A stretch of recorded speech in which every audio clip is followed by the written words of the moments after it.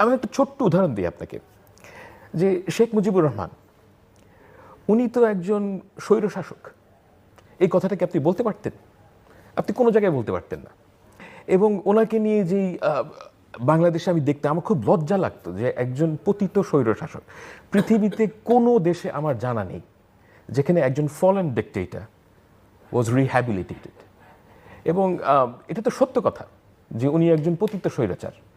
এবং এই জিনিসগুলোকে আমরা সবাই মানে স্কুলে পড়ানো হচ্ছে, এগুলো আমি নিতে পারতাম না। এগুলো এত কষ্টকর দেখা যে এই জিনিসটা সম্ভব হয়েছে এই কারণে যে সত্যের প্রতি যে মানুষের দায়বদ্ধতা সেটা নাই হয়ে গিয়েছিল।